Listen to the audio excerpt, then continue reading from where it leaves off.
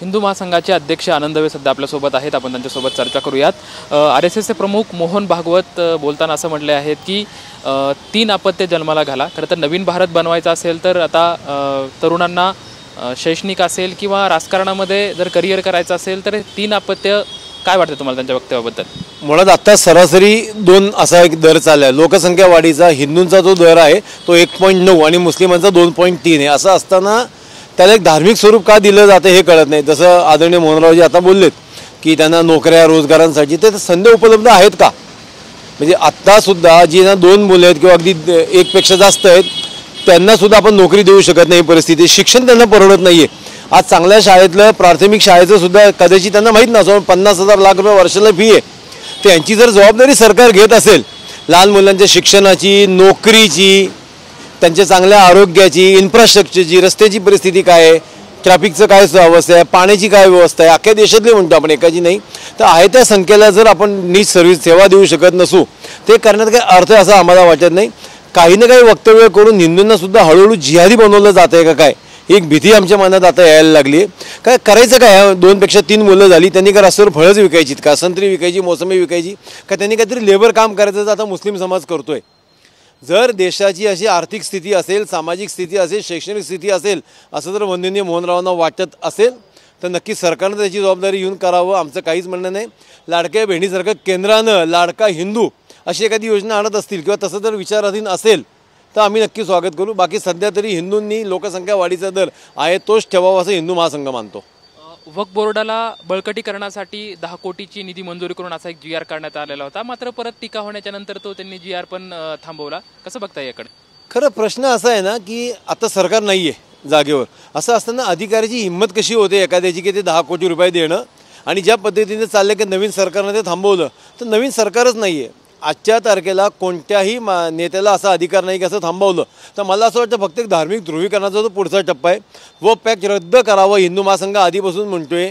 सुधारणा कशाला करायची? काँग्रेसने ते आणलं होतं डायरेक्ट तर आपण ते डायरेक्ट रद्द करू शकतो। बहुमत आहे तुमच्याकडे पूर्ण केंद्रात, आता राज्यातसुद्धा बहुमत येते। असं असताना तो शत्रू जागाच ठेवायचा, जिवंत ठेवायचा आणि त्याला घाबरत ठेवून हिंदूंची मतं घ्यायची हा जो एक प्रकार चालला तो हिंदू महासंघाला तरी अनाकलनीय असं आम्हाला वाटतं।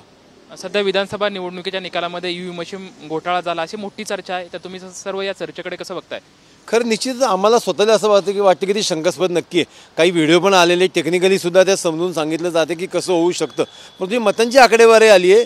मी पुण्यातलं सांगतो की विजयी उमेदवारसुद्धा 2 दिवसाआधी सांगत होते की मी 5,000 निवडून येईल, 10,000 येईल, ते 50,000, 70,000, 1-1 लाखाच्या मतांनी निवडून आलेले आहेत। भारतीय जनता पक्षाचा कोणतेही नेतासुद्धा असं बहुमत मिळेल असं सांगत नसताना अपेक्षेपेक्षा डबल जर काही मिळत असेल आणि माझं म्हणणं असं आहे भारतीय जनता पक्ष म्हणते की EVM होत नाही, विरोधी पक्ष म्हणतायत की ते होते, मग जर बॅलेट पेपरची मागणी सगळ्यांचीच असेल तर तसं एकदा करायला हरकत नाही आहे।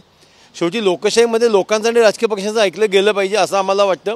दूध का दूध पाणी का पाणी हो जाएगा कुठेतरी ही चर्चा थांबली पाहिजे असं मलाही वाटतं। माझं विरोधी पक्षाला सुद्धा आव्हान आहे की फक्त पराभव झालं तेव्हा तुम्ही रस्त्यावर येता, त्यामुळे तुमच्याविषयी सुद्धा आमच्यासुद्धा मनात शंका आहे। सत्तेवर असताना लोकसभेत चांगलं यश मिळाल्यानंतरही तुम्ही हीच मागणी जर रेटून ठेवली असती तर कदाचित चांगल्या लोकांनी जास्त याला गंभीराने घेतलं असतं। विरोधी पक्षसुद्धा त्यांचे फेल्युअर लपवू शकत नाही असं आम्हाला वाटतं। भारतीय जनता पार्टी फक्त निवडणुकीपुरतीच हिंदुत्वाचा वापर करते असं तुम्हाला वाटतंय का?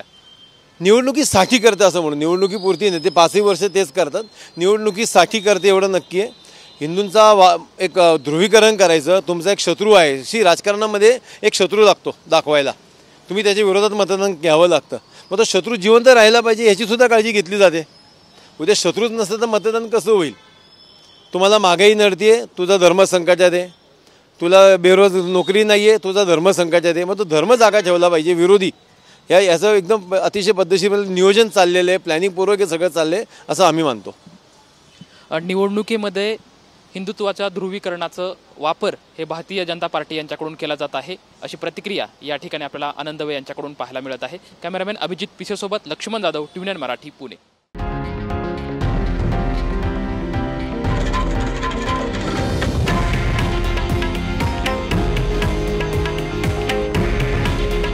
हे आहे देशातील नंबर 1 न्यूज नेटवर्क आणि आपण पाहत आहात TV9 मराठी।